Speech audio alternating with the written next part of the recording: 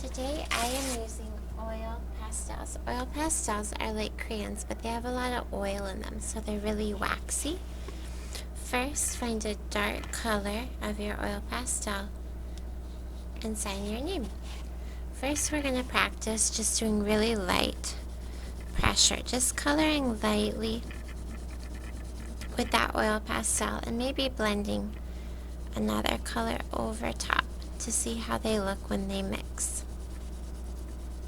Next, let's practice pushing heavier, using a lot of pressure on our strokes. Coloring really hard, and then maybe blending over top with a new color.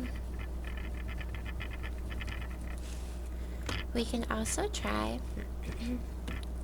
putting down a color,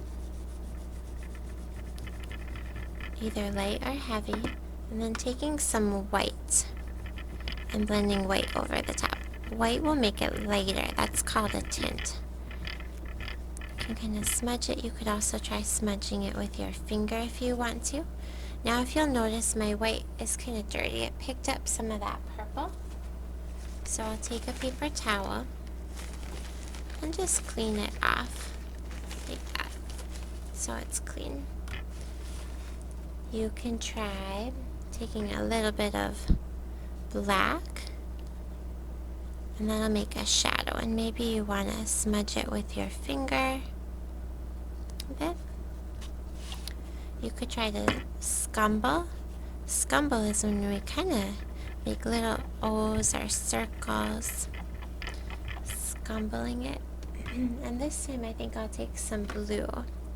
Let's see if I can get some greens scumbling. So kind of like controlled scribbles, just little circles. You can try stippling. Stippling is making little dash marks. It's called stippling. And this time I think I'll try some red.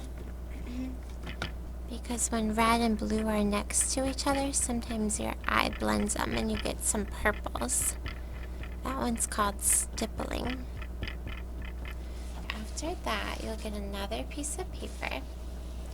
You can decide if you want it up and down, that's called vertical, or side to side, that's called horizontal.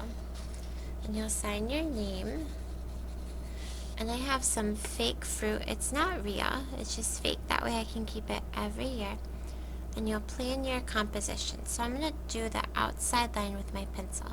I pinch it, wrap my hand along, and I'm just drawing really light, just that outside line. Just the outside, and I'm just sketching. I'm just moving my pencil quickly.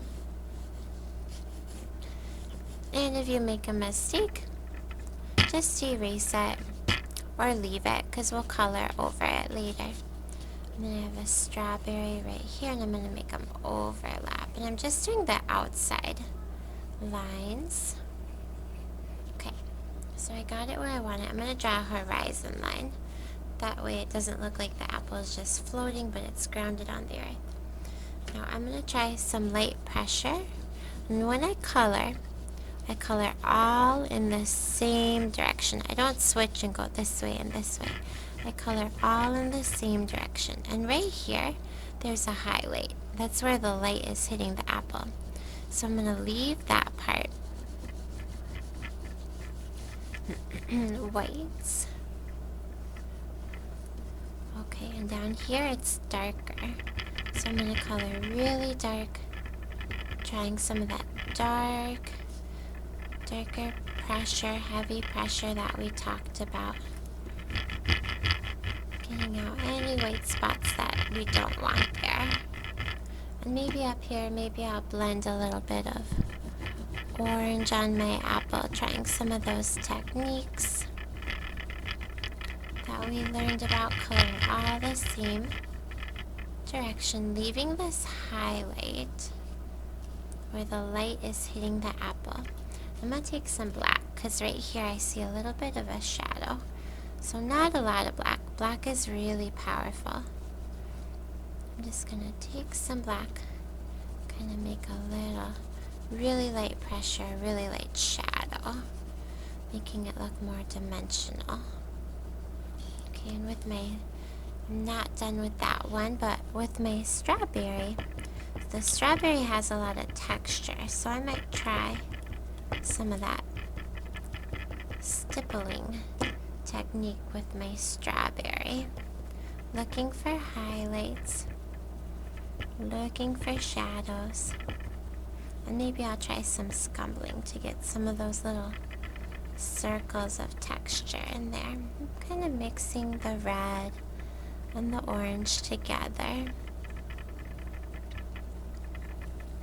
And I'm doing my best job.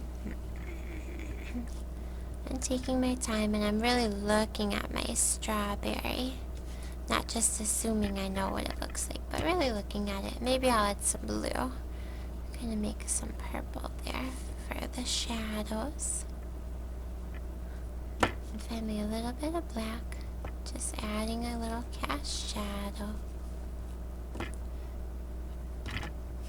So I'm taking my time. I think I'll make my own green here for this stem.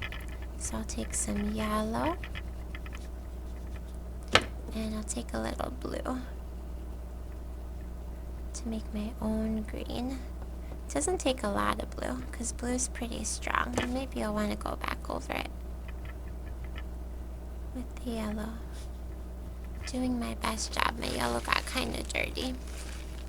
So I'll clean it up and I'm going to go back and work on this apple, getting it all colored in, doing my best job, and taking my time.